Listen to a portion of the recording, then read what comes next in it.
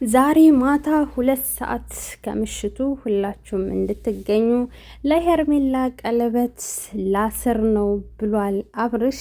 ሙሉ መረጃውን የማቀርብላችሁ ይሆናል። እስከ ቪዲዮ ፍጻሜ አብራችሁን ቆዩ። ሰላም አለይኩም ወራህመቱላሂ ወበረካቱ። ውድና የተከበራችሁ የቻናል ቤተሰቦች ሰላማችሁ ይብዛ። ለዚህ ቻናል አዲስ የሆናችሁ ሰብስክራይብ፣ ላይክ፣ ሼር እያደረጋችሁ ቤተሰብ ሁኑ። ሁሌም ከጎኔ ሆናችሁ የምታበረታቱኝ ፈጣሪ የልባችሁን መሻት ይሙላላችሁ እያልኩኝ እንግዲህ አብርሽ ሄርሜላን ሰርፕራይዝ አድርጓታል ማለት ነው። ይህንን ሰርፕራይዝ ያደረጋት ደግሞ ከአክስቷ ልጅ ጋር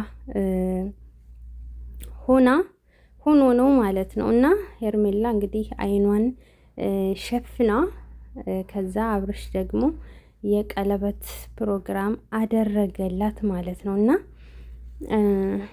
ያው እንግዲህ ምንም አዲስ ነገር የለም። ከዚህ በፊት ታስታውሱ ከሆነ ለሩታም እንደዚሁ አስሮላታል ማለት ነው። እናም የትናንትናው ፕሮግራም አሁን የቤተሰብ ትውውቅ አይባልም እኮ አይባልም። ቤተሰብ የግድ ማወቅ አለበት። ልክ አለ አይደለ? አንዳንድ ሰዎች ሲር እያሰርን እንደሚሉት ድብቅ እንትን እናም በነገራችን ላይ ሄርሜላና አብርሽ የእውነት ብትጋቡኒ ደስ ይለኛል ማለት ነው። ምንም ቅር የሚለኝ ነገር የለም። አንድ ሰው በግድ ከከሌ ጋር ኑር ማለት አይቻልም ማለት ነው። ምክንያቱም ፍላጎቱ ከሆነ ያብርሽ በቃ ከሄርሜላ ጋራ የእውነት የቀልድም ሳይሆን የእውነት ቢያገባት ደስ ይለኛል። ግን ይሄ ሲሆን ሩታም ደግሞ ከሌላ ሰው ጋራ ስትመጣ ከሌላ ወንድ ጋራ ሄዶ መበጥበጥ ሄዶ መረበሽ ሳይሆን ከሩታም ጋራ እንደዚህ መጥፎ ቃላት ከመወራወር ይልቅ የእውነት ከልቡ ከሄርሜላ ጋራ ቢጋባና ህይወቱን ቢመሰርት እኔ ፍላጎቱ ከሆነ ደስ ይለኛል። አልቃውም። በግድ ከሌጋ ኑር የሚባል ነገር የለም። አንድ ሰው የፈለገውን የመኖር የማግባት ምናምን ይችላል ማለት ነው። ግን ደግሞ እኔ የሚያስጠላኝ እዛ ጋ ሄድክ ስትባል ትመጣለህ፣ መጣህ ስትባል ደግሞ ትሄዳለህ።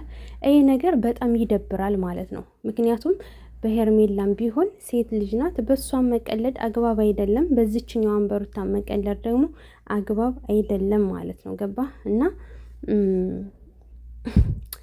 ለሩታም ያው እንደዚህ ተደርጎላታል። ምንም አዲስ ነገር የለም። ሄርሜላም እያደረገች ያለችው ልክ ሩታ ከዚህ በፊት አዲስ ስትመጣ እንደነበረው ገጸ ባህሪ ነው እያደረገች ያለችው። ትናንትና አይታችኋል፣ ብዙ የፊት ስትቅለሰለስ። ቀለበቱም እንደዛው ነው። የትናንትና ወዲያው ሩጫም ያው ነው። ምንም አዲስ ነገር እያየን አይደለም። እንደውም ለሩታ እግሯን ሁሉ ሲያጥባት ነበርና ሄርሜላን ሲያዝላትም አላየንም፣ እግሯን ሲያጥም አላየንም። እነዚህ ነገሮች ይቀራሉ ማለት ነው።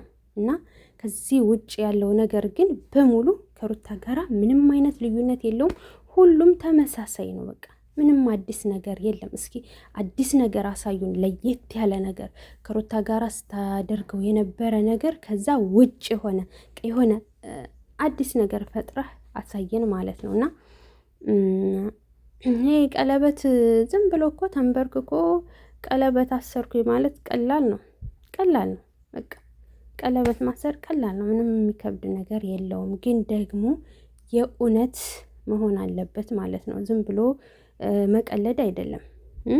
ዝም ብሎ የሆነ ሙድ መያዝ ምናምን አይደለም። ሴቶችም ደግሞ ሙድ መያዣ አትሆኑ፣ መቀለጃ አትሆኑ። እና ሄርሜላ እንግዲህ እጅግ በጣም ስትፈልግ የነበረው ነው። እናም ደስ ብሏታል። ግን ይሄ ነገር የእውነት ነው ወይ? ዘላቂነትስ አለው ወይ? ገባችሁ? ለመጀመሪያዋ ዋጋ ለከፈለችው ሴት ያልሆነ ላንቺም ሊሆንሽ አይችልም ማለት ነው። በጭራሽ። እንዴት ነው የማይሆነውን? ላንቺም ቢሆንሽ ደስ ይለኛል። እስከ መጨረሻው አግብቶሽ ቢኖር የእውነት አፍቅሮሽ ምናምን ከሩታ ህይወት ውልቅ ብሎ ወጥቶ አንቺ ጋራ ቢቀጥል እኔ በነገራችን ላይ ምንም አይነት ችግር የለብኝም ማለት ነው። ምክንያቱም የሚደብረኝና የሚያናድደኝ ይህ መጥፎ ቃላት የሚናገረው ነገር አልደግፈውም፣ ደስም አይለኝም ማለት ነው እንጂ አንድን ሰው በግድ ከከሌ ጋር አብረህ ኑር የሚል ሰው አይደለሁኝም። ግን ደግሞ ሁሌ እየተገናኙ በሰው ህይወት መቀለድ የሰውን ልጅ ክብር የሚያሳጣ ቃላት መናገር ያስጠላል፣ ይደብራልም። እና ሄርሜላ እንግዲህ ከዚህ በፊት ስትፈልግ የነበረ ነገር ነው። እንኳን ደስ አለሽ። ግን ደግሞ ይዘልቃል አይዘልቅም፣ እሱም በቅርቡ እና ያለን ቀለበቱም ደግሞ ኖርማል ነው፣ ሾው ነው፣ ሾው ነው። አስረግጬ የምናገረው ነገር የምን መጋባት የምን ለበጎቹ ማታለያ ነው። በነገራችን ላይ ይሄ ገባችሁ? በጎቹን ለማታለል በአዲስ እነሱን ለመብላት። በነገራችን ላይ እኔ የሩታ አድናቂ እንዳለ ሆኖ የአዲስ አድናቂ ማፍራት እፈልጋለሁ። የሄርሜላን አድናቂ ወደ እኔ መሳብ እፈልጋለሁ ብሏል ቃል በቃል አብርሽ ማለት ነው። እንደዚህ አሁን ደግሞ ከሄርሜላ ጋራ ደግሞ እንደዚሁ ሰርቶ ከዛ ሌላ ሴት ደግሞ ያመጣና ከዛ እያለ ቻናሉን እያሳደገ ወደ 1 ሚሊዮን ለመግባት ነው እቅዱና ፕላኑ ማለት ነው። ገባችሁና? ለበጎቹ ሲል እንጂ አልተለያዩም። ከሩታ ጋራ አልተለያዩም። የምን መጋባት የምን ሽማግሌ የምን ቀለበት ነው? ምንም አይነት ቀለበት የሚባል ነገር የለም። ግን ደግሞ በጎቹን የሚያታልልበት ነው። አሁን እንግዲህ ይህንን ካዩ ይዘላሉ፣ ይጨፍራሉ፣ የሚጨብጡትን ያጣሉ። በቃ ምን ብዬ ልንገራችሁ? ገባችሁ እንጂ የምን መጋባት ነው ደግሞ? ምንም መጋባት የሚባል ነገር የለም። እውነት ሆኖ ቢያገባት እኔ ደስ ይለኝ ነበር። ግን ደግሞ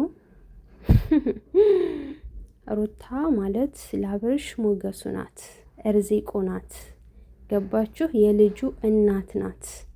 መቼም ቢሆን ሊለያዩ አይችሉም። በጎቹን ደግሞ እንደዚህ እያረገ ይነዳቸዋል ማለት ነው። ገባችሁ? እንደዚህ እያረገ ያታልላቸዋል። እነሱም ደግሞ እውነት ነው ብለው አሜን ብለው ያጨበጭባሉ ማለት ነው።